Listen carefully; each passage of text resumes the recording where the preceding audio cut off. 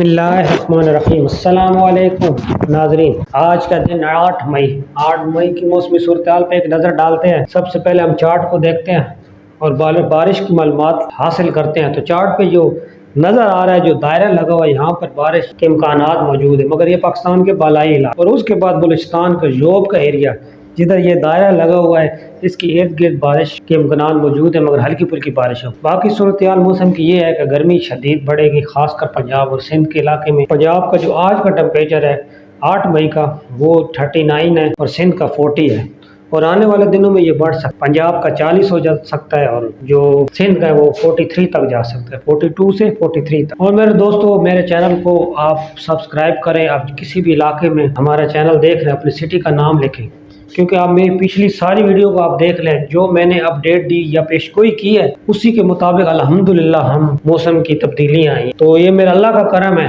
آپ میرے چینل کو سبسکرائب کریں، مجھے کامنٹ کریں، اس سے ہمیں حوصلہ ملتا ہے، ہم اور آپ کے لیے معلومات لے کے آتے ہیں۔ تو میرے چینل سبسکرائب کریں۔ اللہ حافظ۔